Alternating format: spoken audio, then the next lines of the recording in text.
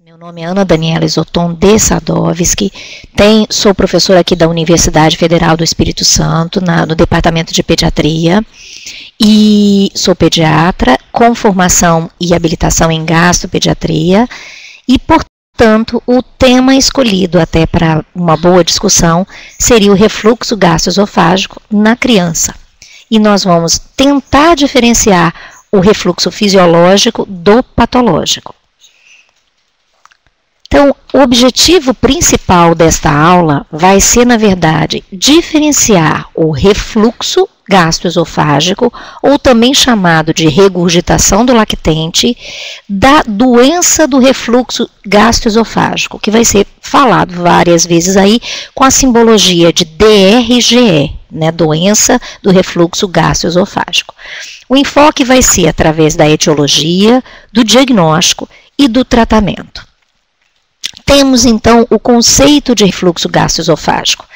O conceito de refluxo, na verdade, ele diz respeito ao retorno involuntário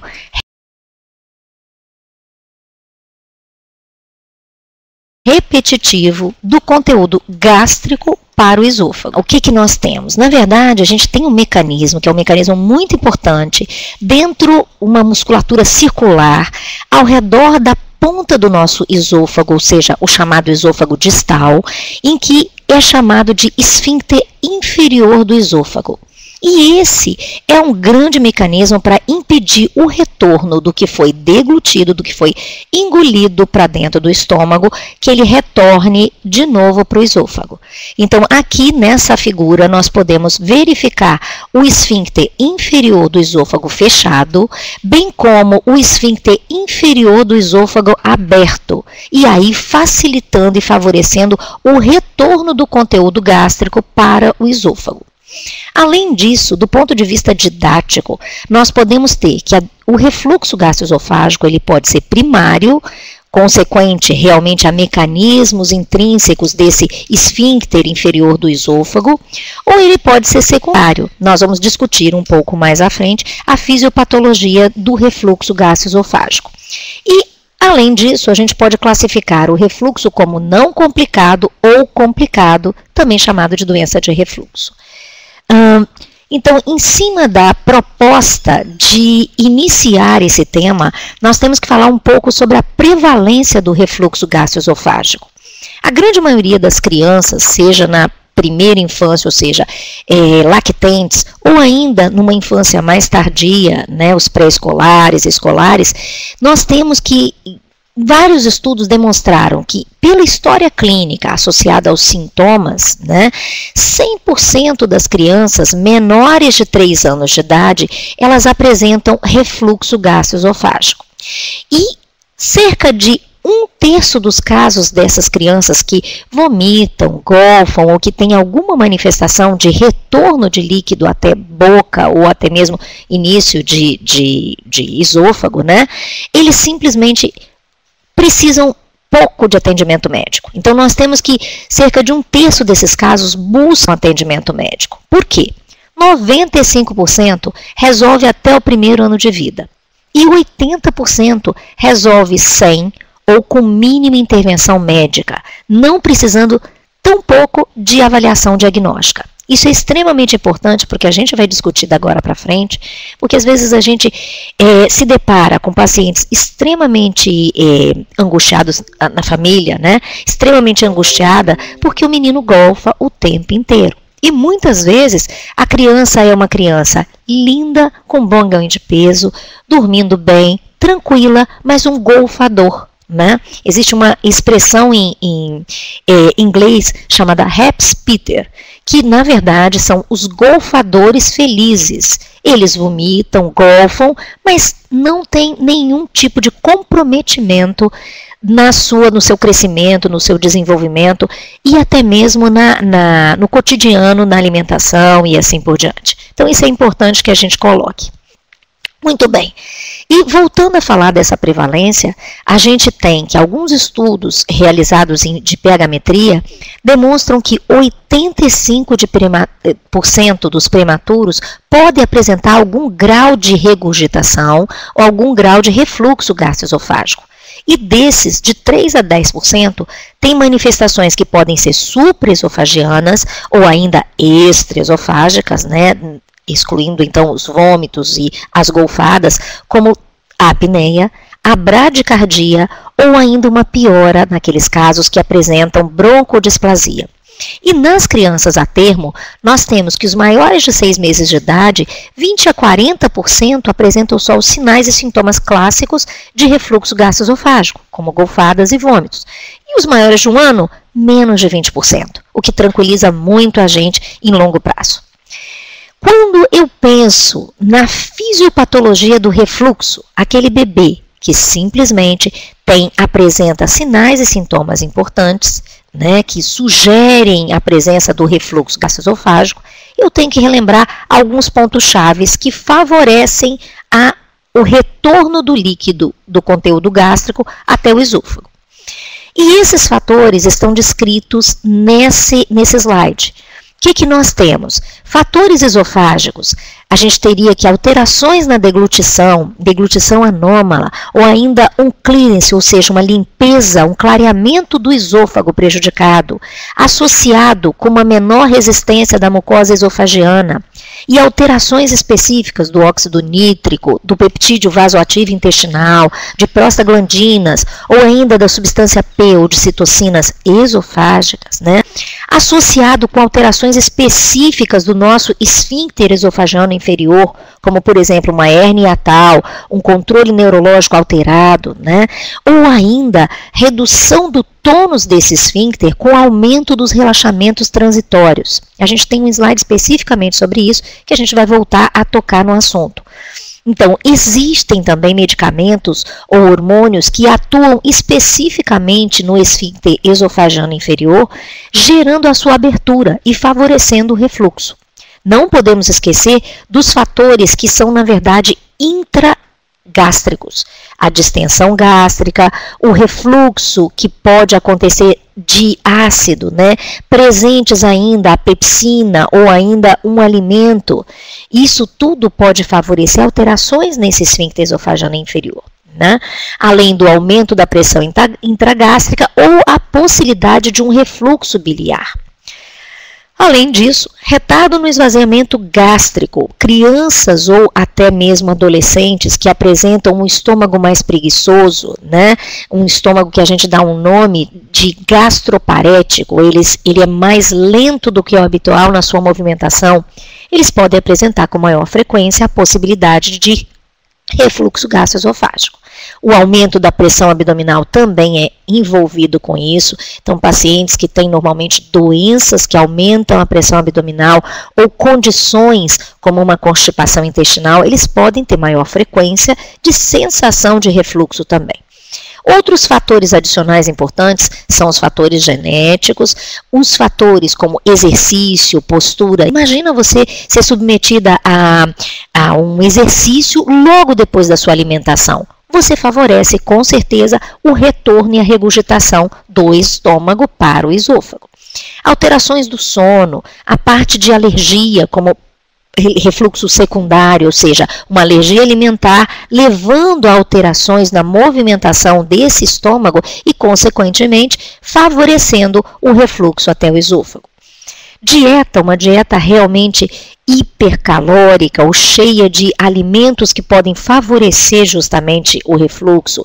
E não podemos esquecer do início do consumo de álcool e cigarro, sobretudo nos adolescentes, que favorece realmente uma estase, uma diminuição da movimentação do estômago, associados a cada vez mais frequente ao excesso de peso, obesidade, sobrepeso, associado com o estresse que tem sido extremamente frequente na nossa população, não só adulta, mas pediátrica também.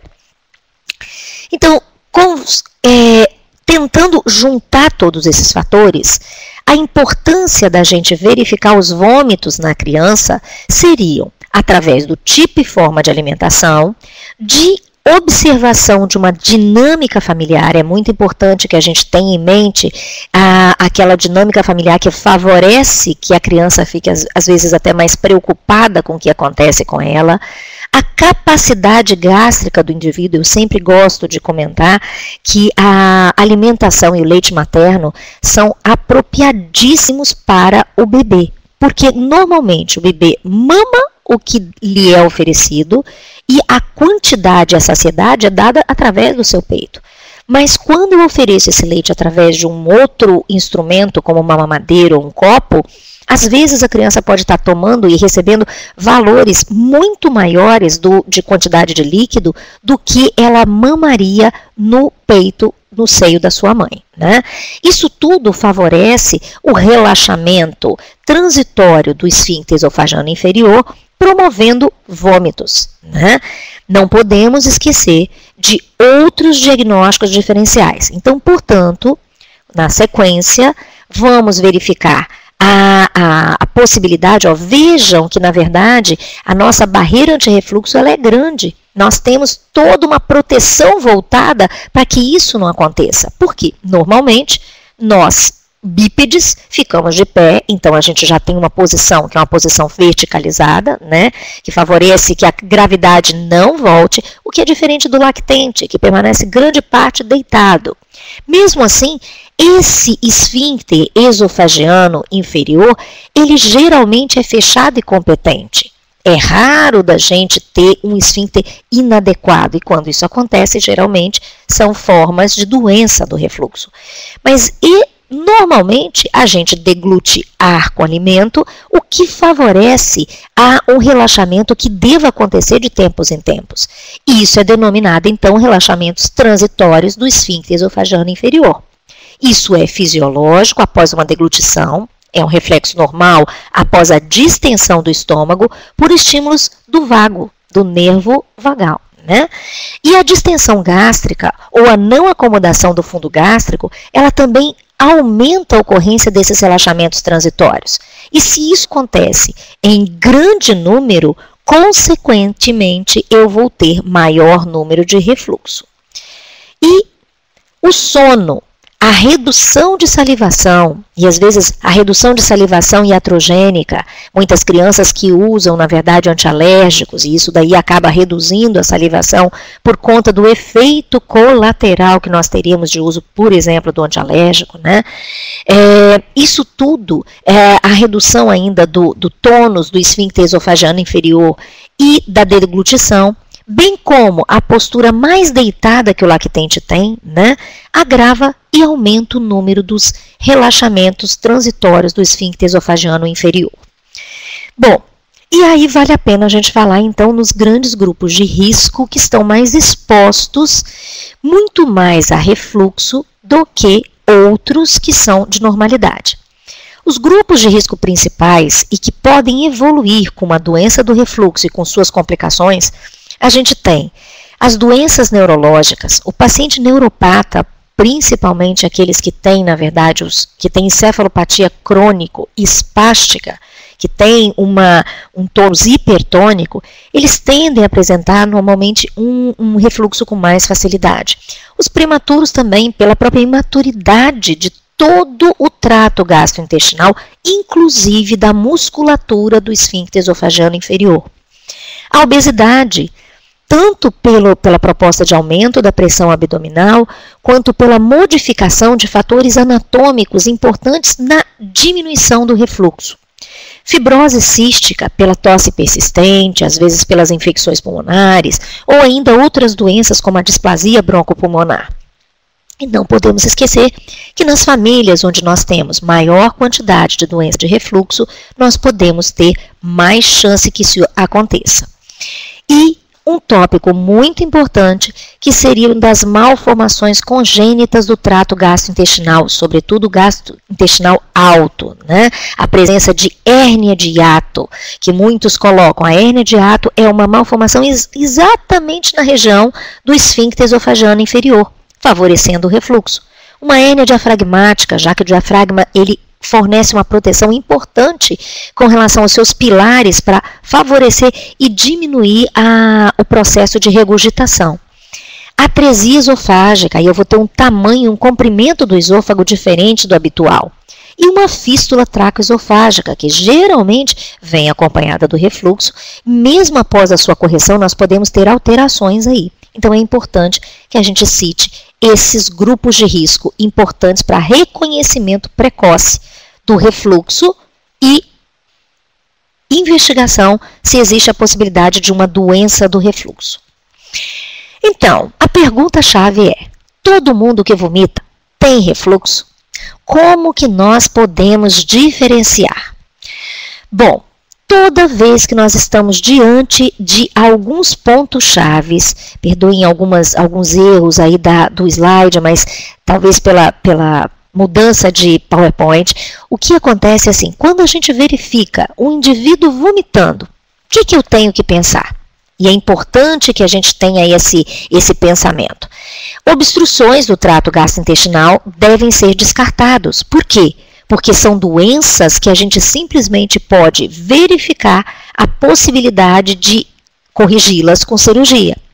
Outras desordens gastrointestinais podem ser funcionais ou não, né? A gastroparesia, que eu já comentei, que normalmente ela tem a ver com uma alteração funcional do próprio esôfago, do estômago. E o estômago ele é um pouco mais preguiçoso do que o habitual.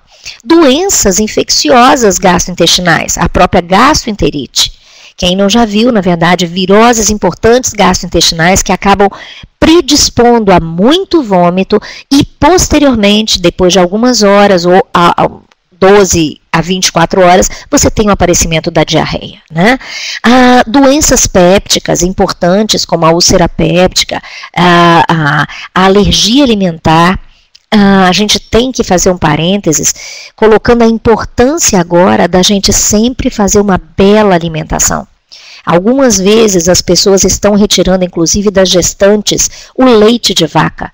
E isso não é recomendado, porque a criança dentro da barriga da mãe, ela deve receber todo o estímulo nutricional de todos os alimentos que a família consome. Por quê? Isso já vai sendo apresentado à criança desde a barriga da mãe. E logo que ela mama, e por isso que a gente incentiva a mamada dentro da sala de parto, isso é extremamente fundamental para a gente já começar a ter um sucesso grande na alimentação, que é uma das coisas que mais impede que nós tenhamos aí alergias, não só alimentares, mas respiratórias também. Né? Então, outros diagnósticos que nós temos de desordens gastrointestinais, e não podemos esquecer de desordens renais também. Havia aqui um destaque para duas coisas importantes que vocês têm que ter em mente nas desordens neurológicas. Uma delas é a hidrocefalia. Muitas vezes o vômito vem como principal manifestação de um aumento de pressão intracraniana. E aqui do lado, de massa encefálica. Então, não esqueçam que existem doenças oncológicas na criança também.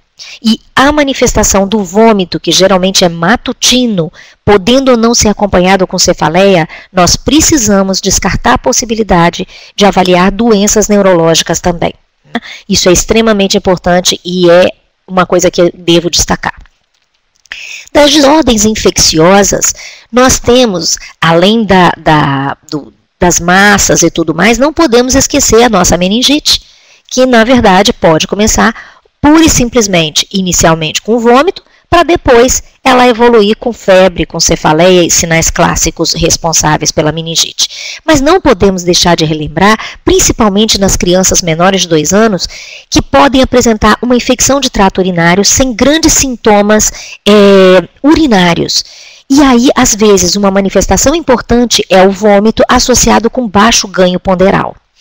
Não esqueçam que a otite média pode predispor também e outras doenças que são de ordem infecciosa também. Desordens metabólicas são muito mais investigadas pelo especialista, sobretudo o gastro, que vai avaliar essas coisas. Não esqueçam de verificar intoxicações, e não esqueçam que agora a gente, na verdade, faz o uso frequente das vitaminas A e D. E a vitamina A e D, elas podem, na verdade, desencadear também, quando ingeridas em excesso, alterações importantes como vômito. né? Desordens cardíacas, nunca esqueçam de avaliar, mesmo tendo vômito, a frequência cardíaca de um indivíduo, a palpação do fígado de uma criança, que justamente isso vai ajudar a corroborar o diagnóstico diferencial de vômitos. Não esqueçam que existem outras doenças associadas a outros, vamos colocar assim, alterações da dinâmica familiar, inclusive abuso e negligência infantil. Muitas crianças vêm sem nada e vão para a escola e voltam vomitando. E às vezes elas sofrem algum tipo de bullying ou algum tipo de abuso realmente acontecendo na escola que elas não falam. Em compensação, o corpo fala por elas. Então é importante que a gente tenha isso daí em mente também. Bom, e agora vale a pena a gente botar numa balança. O que seria refluxo fisiológico e o que seria doença de refluxo? Esse é um dos principais slides que eu digo para a gente ter noção se eu investigo, se eu trato ou se eu tranquilizo essa família, né? O que a gente teria? Um refluxo fisiológico é aquele refluxo que vem geralmente com manifestações de vômitos ou golfadas, mas numa criança que tem um sono tranquilo e um bom ganho ponderal, tá? Aí tem um pequeno erro, bom ganho de peso dessa criança. Em compensação, quando eu penso em doença do refluxo gastroesofágico, ou seja, refluxo patológico, eu teria uma mudança de padrão de alimentação, às vezes recusa alimentar, mudança de padrão de soro, uma irritabilidade ou choro sem outras causas aparentes e um baixo ganho ponderal. É importante ressaltar que as crianças que têm doença do refluxo raramente apresentam bom ganho de peso. Isso é muito importante que a gente destaque. E quem eu investigo? Como eu investigo? O diagnóstico dessas crianças é predominantemente clínico. É raríssimo nós termos que investigar uma criança. Mas, voltando ao slide anterior, quando eu apresento qualquer dessas manifestações descritas como possível doença do refluxo gastroesofágico, eu deveria fazer a minha investigação. Muito bem, seguindo, quais seriam os exames na investigação dessa doença do refluxo gastroesofágico?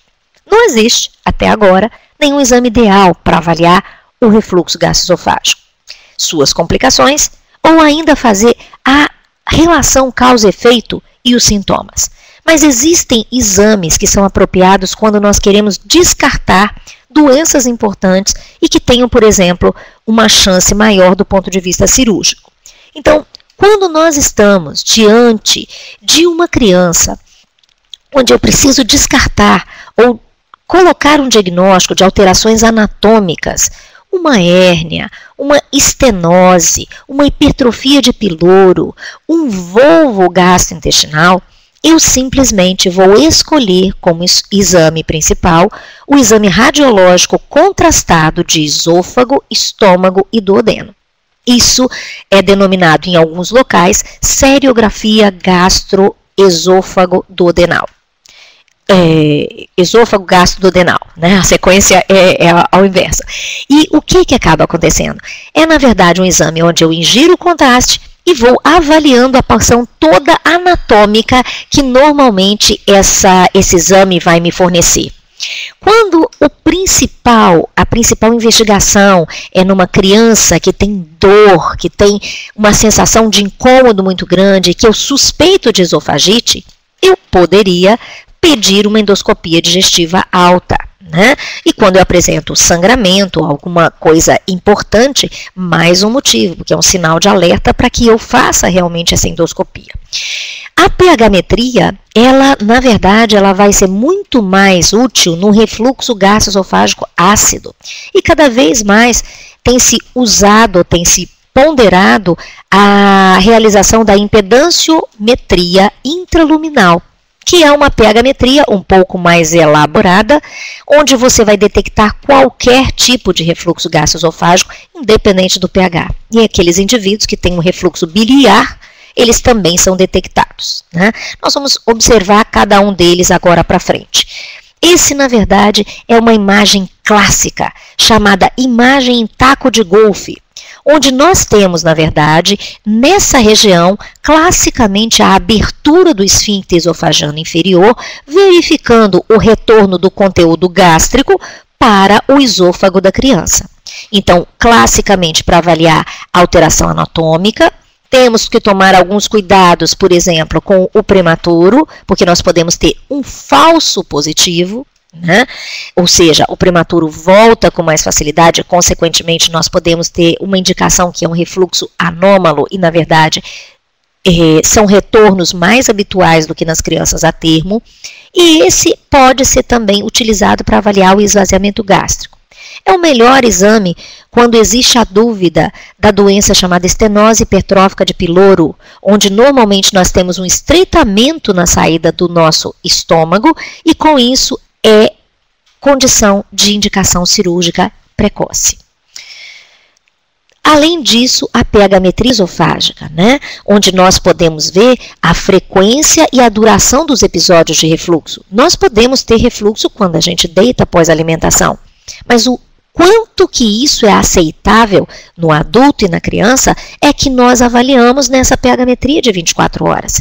E, além disso, o tempo total de exposição ácida do esôfago neste período. A principal indicação da pH-metria seria sintomas atípicos ou extraesofagianos, sintomas respiratórios de repetição, onde a criança às vezes não apresenta a manifestação clássica de vômitos e de regurgitação, mas que tem uma asma grave que não melhora com todo o tratamento habitual, que tem, na verdade, alterações importantes respiratórias que não tem resposta habitual com acompanhamento clássico, né?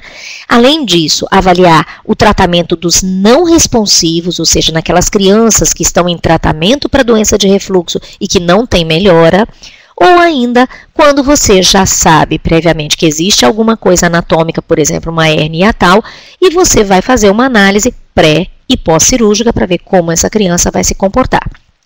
A diferença da impedanciometria intraluminal acoplada a essa pH-metria é que, na verdade, nós temos aí um local onde vai verificar tanto o pH e nós temos também a verificação da pressão nessa mesma sondinha, o que ajuda demais no esclarecimento e no segmento diagnóstico desses indivíduos, né? Um momento só, por favor.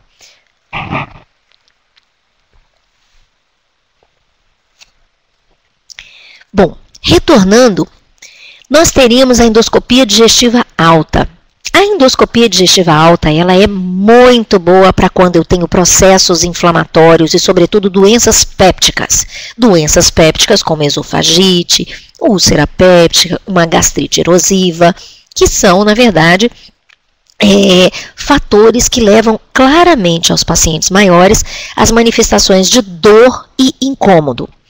A endoscopia digestiva alta ela vai avaliar diretamente a mucosa do esôfago e ela vai identificar alterações importantes, como mostrando aqui na seta, de erosões em cima desse esôfago, significando que nós temos um pouco mais de inflamação em compensas, na verdade, alterações importantes da mucosa esofágica. Na criança, a gente aproveita a endoscopia sempre para associar uma biópsia do esôfago distal, porque justamente é uma oportunidade única. A endoscopia na criança ela tem suas indicações precisas por um grande motivo. Toda endoscopia na criança, nós precisamos submetê-la à anestesia. E para isso é preciso uma equipe importante que esteja apropriadamente separada, tanto para a realização do exame, quanto para os controles de cuidado dessa criança durante essa anestesia.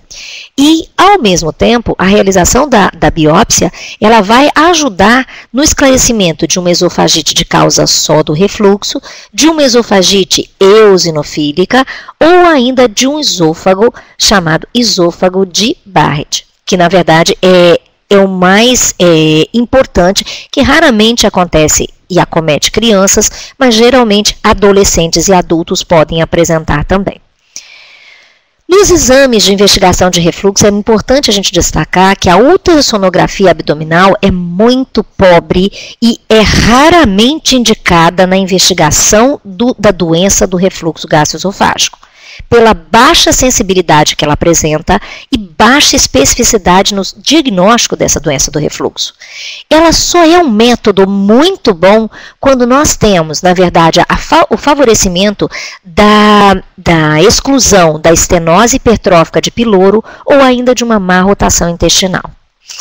Outro exame utilizado e nem sempre tão bem utilizado é a cintilografia gastroesofágica. A cintilografia gastroesofágica, ela muitas vezes ela era utilizada como um exame até para diagnóstico e para segmento, coisa que na verdade não é importante, porque a cintilografia ela mede apenas 30 minutos e numa condição não fisiológica, que o paciente fica deitado, recebe um radioisótopo através do alimento e com isso fica deitado sob uma máquina que vai avaliar a parte toda de emissão do radioisótopo. Então ela não é inócua, porque tem realmente alguma coisa aí de emissão de radioisótopos e, na verdade, em 30 minutos eu posso ter pouca aparecimento de episódios de refluxo, assim como eu posso ter grandes episódios de refluxo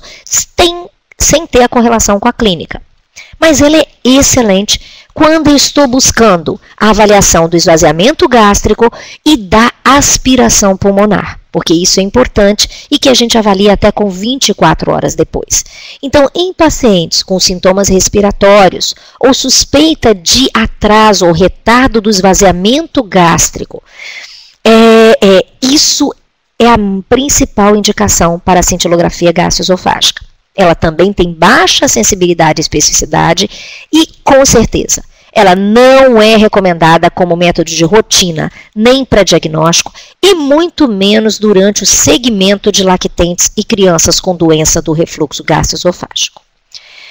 Nunca esquecer, nas considerações do tratamento da criança com refluxo, do diagnóstico diferencial de outras causas, né?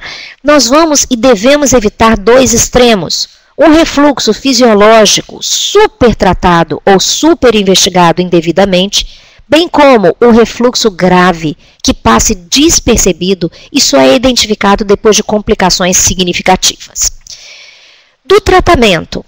No tratamento, eu acho que a gente deveria, e esse slide ele me remete a sempre a gente observar os nossos antepassados e o que eles trazem de benefício para nós. Tem muita coisa que foi aprendida e que foi verificada através dos grandes estudos, dos grandes trials, mas nós temos coisas que vêm desde dos nossos antepassados que a gente deveria carregar para o resto da vida, né? E essas fotos mostram crianças índias na melhor postura que é adotada após a alimentação. A mãe índia não põe o menino no berço. A mãe índia carrega o menino o tempo inteiro colado nela, né? E muitas vezes, quando o índiozinho quer, ele vai, amamenta, sai de novo, né? Então, isso é uma das principais coisas para as crianças menores, para as crianças pequenas. Ou seja, acabei de mamar, eu devo ficar de pé, de tal forma que eu consiga arrotar ou ainda impedir as regurgitações através da minha postura de pé. Ao mesmo tempo, toda vez que eu vou colocar a criança, muitas vezes a gente tem que pensar, a criança, principalmente de zona quente ou de calor, ela não pode ficar com nada que pressione o abdômen. É importante que esse abdômen fique livre, porque a pressão do abdômen favorece o retorno de líquido e tudo mais. E normalmente, quando a criança está sendo suspensa, vejam, a posição principal é ela ser segurada pelo tronco e não pelo abdômen. E colocando, na verdade, uma posição onde ela fica semi-fletida ou semi-apoiada com a cabecinha em cima do braço da mãe. Isso é muito importante porque ela tem postura adequada para impedir a regurgitação e o refluxo gastroesofágico. E aqui, muito importante, nós que fazemos parte da Sociedade Brasileira de Pediatria, nós que temos toda uma proposta de educação em cima das famílias, de que nós devemos sempre orientar o sono da criança, sobretudo nos primeiros 6 meses de vida, em dormir de barriga para cima. A posição denominada de posição prona, que antigamente era muito recomendada, nós tínhamos, na verdade, uma grande parte das famílias fazendo isso, mas se descobriu que ela era mais implicada com a síndrome da morte súbita do lactente. E aí, isso foi uma importante descoberta, onde que, a partir do momento que a criança mudava de posição e ela passava a ficar na postura chamada de supina ou de barriga para cima, não havia esse risco tão importante quanto na posição prona. Então, o que a gente recomenda atualmente? Dormir de barriga para cima, mas numa cabeceira elevada, principalmente nos regurgitadores, nos refluidores habituais, né? E essa posição, que é chamada prona, ela pode ser utilizada desde que haja supervisão da família próximo, ou seja, ela pode ficar de barriguinha para baixo quando eu estou pertinho dela e assim por diante, não há problema nenhum, desde que eu esteja com supervisão importante em cima dessa criança. Mas dormindo e durante o sono, sem nenhuma supervisão, é a posição supina e nos refluidores, cabeceira elevada sempre. Bom, aleitamento materno, né? Aqui a foto já está dizendo, e é a coisa mais linda do mundo. Sempre, preferencialmente, nós somos defensores, como pediatras, do bom e do verdadeiro alimento para a criança, que é o leite materno. Livre demanda. Podemos corrigir erros de mamada, que isso pode favorecer, às vezes, uma deglutição de ar e a criança, às vezes, reclamar ou ter uma distensão do abdômen que favoreça até a regurgitação, né? E não esqueçam de corrigir também o tempo prolongado de sucção não nutritiva. Às vezes, a criança chupeta o peito, né? Isso é uma expressão que a gente utiliza porque muitas vezes a mamada não é eficaz, mas ele só suga porque ele quer ter o aconchego da mãe. E existem outras formas de aconchego que a gente pode estimular. E a postura pós-mamada, de pé, de preferência. Quando existe a necessidade de uso de fórmulas, existe uma boa resposta nas fórmulas espessadas. Nós temos várias fórmulas no mercado em que fazem, na verdade, a proposta de espessar. Nunca com engrossante que não seja a própria fórmula com espessante, né? Porque assim, o que acaba acontecendo? A gente tem uma dificuldade muito grande no futuro de controlar a obesidade naquelas crianças que acabam recebendo fórmulas com engrossantes. E ao mesmo tempo, nós estamos num boom de obesidade. Então precisamos imaginar o quanto isso pode ser maléfico para a criança, não só nessa faixa etária, mas também no futuro dela. Então, nessas fórmulas, nós temos 60% de melhora nos casos leves e moderados, com a vantagem de não expor os pacientes aos efeitos colaterais de tratamento medicamentoso. Mas, volto a falar, melhor do que a fórmula é o leite materno. Crianças maiores, devemos estimular sempre os sólidos em tempos diferentes do líquido. Então, é importante que eu coloque que vale a pena a gente não colocar a criança tomando e recebendo bastante líquido durante as alimentações complementares, almoço e jantar. Porque senão há o risco de eu distender muito o estômago e favorecer também a regurgitação. Se a suspeita é de doença de refluxo, pela recusa alimentar, pela irritabilidade, o baixo ganho ponderal, né, há a possibilidade de tentativa de exclusão da proteína do leite de vaca da dieta alimentar da mãe por 2 a 4 semanas, reavaliando a resposta.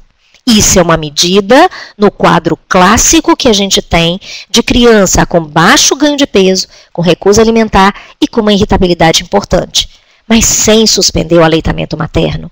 A principal coisa é a gente empoderar essa mãe, dizendo que aquele leite é o melhor para esse bebê e o mais importante do ponto de vista de recuperação e até mesmo prevenção de outras doenças que vêm junto.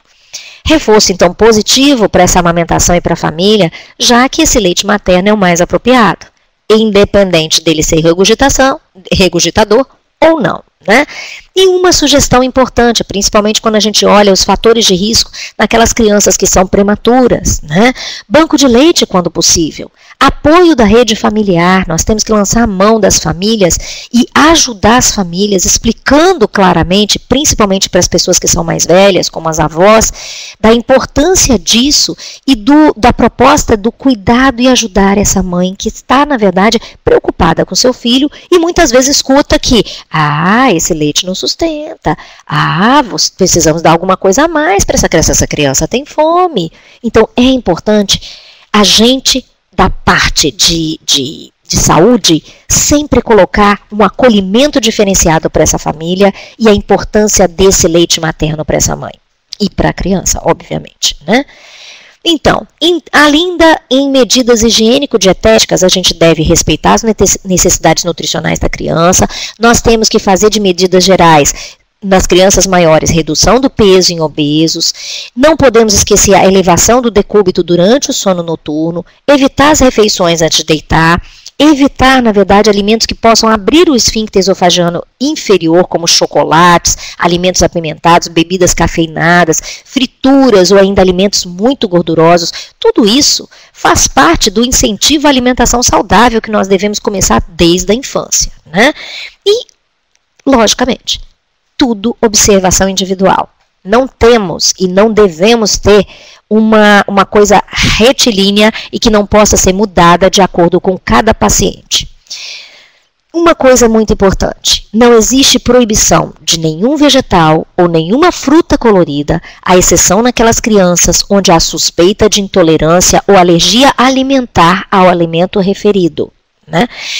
Isso é muito importante que a gente destaque, porque assim, a gente vê claramente algumas dietas errôneas, inclusive para a mãe, ou seja, a criança tem refluxo e a mãe tem que fazer uma dieta com restrição de fruta, de alimentos cítricos. Isso não é o padrão habitual, porque o que ela está recebendo é o leite materno, riquíssimo e cheio de coisa, e a gente precisa nutrir bem essa paciente também, né? Alguns pacientes pioram ingerir sucos ácidos, então o que a gente sugere? Estimular o consumo da fruta in natura e sempre o cuidado dos líquidos em excesso. A Sociedade Brasileira de Pediatria preconiza que o suco deve ser dado nas crianças entre 6 meses e 2 anos apenas 100 ml por dia. E existe um consumo altíssimo, às vezes, de suco por parte da criança. A gente deve, na verdade, preferir o consumo da fruta in natura muito mais do que o suco, estimulando o consumo de água. 150 ml seria o máximo nos pré-escolares e 240 ml nos escolares e adolescentes. Então, o ideal seria que nós consumíssemos apenas, até a gente adulto, um copo de suco por dia e os demais sob forma de fruta.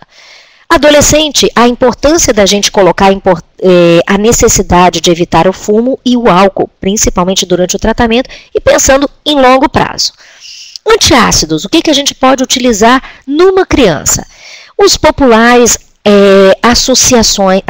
associações de hidroxoalumínio com hidróxido de magnésio. E, na verdade, isso pode ser usado 1 hora após as principais refeições e ao deitar. Isso é recomendado para alívio rápido de sintomas.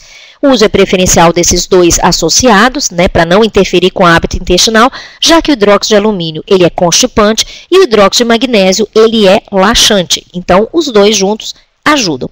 Existe ainda uma eficácia questionável e a gente tem que tomar algum cuidado com os prematuros pelo alto teor de sódio. Os procinéticos, nós temos aí algumas considerações. Procinético é todo medicamento que impulsiona e que ajuda no fechamento do esfíncter, associado a impulsionar a movimentação desse estômago. Então, o que a gente teria? A metoclopramida, ela foi descontinuada, ela foi retirada do mercado brasileiro agora recente. Por quê? Porque ela causava importantes sintomas extrapiramidais. Atualmente, a gente tem como procinético a bromoprida, que é muito similar à metoclopramida, mas a dose farmacológica é muito próxima da dose medicamentosa. Os efeitos colaterais, eles estão numa monta de 30% mais ou menos, e constituem irritabilidade, sonolência excessiva e às vezes sinais de liberação extrapiramidal. Então isso é muito importante para a gente ter em mente. bem como a domperidona, que é uma droga antidopaminérgica que tem um moderado efeito procinético. É importante a gente colocar que a domperidona ela tem importantes efeitos colaterais, como a cólica, a irritabilidade excessiva e, assim como o antigo cisaprida, ele também aumenta o intervalo QT no eletrocardiograma. Então, isso pode induzir a arritmias. Então, o seu uso deve ser por curto intervalo de tempo e sob supervisão cuidadosa do pediatra. Tem indicações precisas para que a gente possa utilizá-la. Os inibidores de receptor H2, eles são reservados para os sintomas leves ou moderados de doença de refluxo gastroesofágico. Todos esses tratamentos medicamentosos, é importante a gente ressaltar que eles só devem ser utilizados em criança com doença do refluxo. A criança que apresenta o refluxo, novamente reforçando, com bom ganho de peso, com sono adequado e com tranquilidade durante todo o dia, somente com manifestações de regurgitação, eles não têm indicação nenhuma para tratamento farmacológico. E a ranitidina é a mais utilizada desses inibidores de receptor H2, nas doses que estão colocadas aí no slide, e o uso deve ser empírico por 4 a 6 semanas, quando eu tenho, na verdade, a proposta de tratamento do refluxo. Toda criança que tem suspeita de um refluxo, eu poderia, na verdade, entrar. Crianças maiores e adolescentes, existe a descrição desse uso empírico. Lactentes, nós temos que ter um pouco mais de cuidado na observação e, novamente, eu digo, casos individualizados. Não esqueçam que eles podem promover cefaleia, sonolência e tonturas também, né? O próximo, e que é ultimamente muito utilizado, é o inibidor de bomba de próton, o IBP, né? E nós temos aí o principal representante na pediatria, o omeprazol. São indicados claramente quando nós temos esofagite erosiva, estenose péptica de esôfago ou esôfago de Barre. E os efeitos colaterais estão na monta de 14%, parecidos até com os da ranitidina, né? Mas eles podem, às vezes, promover cólicas abdominais e náuseas, por incrível que pareça, né? O mais importante que merece destaque é que eles causam uma hipocloridria, uma redução importante da acidez do estômago, e que isso também é um fator predisponente para doenças respiratórias e doenças gastrointestinais infecciosas, como pneumonia e gastroenterite. Além disso, candidíase ou ainda no prematuro enterite necrosante. O uso crônico desses medicamentos, nós teríamos que monitorar vitamina B12, ferro e cálcio, porque eles podem competir e reduzindo o ácido, nós vamos ter uma absorção dificultada dos micronutrientes como ferro, cálcio, zinco, vitamina B12. Representantes: omeprazol, esomeprazol, lanzoprazol, pantoprazol, rabeprazol e deslanzoprazol, né? Todos eles nós temos estudos em lactentes acima de 1 ano de idade, né? E atualmente o FDA ele autorizou nos Estados Unidos o emprego do omeprazol e do esomeprazol para lactentes com mais de 1 mês de idade, com quadro comprovado de esofagite, né? E para as crianças maiores de 1 ano, os mais utilizados são o omeprazol e o lanzoprazol. Mas, novamente, coloco, são drogas que precisam de muito cuidado para isso ser colocado numa criança com tratamento de doença do refluxo. E na cirurgia, ou seja, quando eu indico uma cirurgia de uma criança, gastrostomia nos neuropatas, estenoses ou alterações, na verdade, do esôfago, né, como esofagite hemorrágica, o esôfago de Barrett, né, sintomas persistentes após o tratamento, parada de crescimento devido a vômitos persistentes ou impossibilidade de suspensão de medicação, isso é muito importante, que às vezes a gente vê isso nas crianças maiores, pneumonias de repetição, que comprovadamente são decorrentes do refluxo, da doença do refluxo gastroesofágico, em quadros espásticos e sinais evidentes de refluxo gastroesofágico, como, por exemplo, a síndrome de Sandifer, que é, na verdade, uma síndrome característica. A criança ela faz uma rotação lateral de pescoço e uma hiperextensão do pescoço, e ela adquire uma postura completamente anômala, e isso é caracterizado como síndrome de Sandler, e normalmente é por uma esofagite importante que essa criança apresenta, ou ainda quadros graves onde a gente tem crises de apneia. Então, finalizando a nossa aula, eu vou colocar para vocês: refluxo é um vilão ou normalidade? Quando vocês se depararem com regurgitações ou vômitos, os pontos-chave a serem seguidos são descritos a seguir. Uma avaliação importante da família para verificar pressão social e familiar. Positivação e apoio sempre para essa mãe e essa família que necessita de um acolhimento diferenciado. Se for primeira filho, então, mais ainda, porque justamente ela desconhece ou ainda tem experiência de outros que nem sempre é uma experiência agradável. História de alimentação minuciosa, estímulo às medidas higiênico-dietéticas, postura, né? O uso de medicamentos é extremamente limitado e cuidado com exageros no diagnóstico de refluxo secundário à alergia alimentar. Hoje existe uma onda de que todos têm alergia ao leite de vaca. Às vezes, porque a exposição está sendo inadequada. Gestantes estão sendo retirados, o leite da sua alimentação antes do nascimento da criança, e muitas vezes a retirada inadequada logo depois que a criança nasce. E aí ela vai ser exposta posteriormente a coisas que o próprio leite materno pode apresentá-la adequadamente. E eu gostaria de dizer o meu muito obrigada e, na verdade, ainda alguns minutos aí.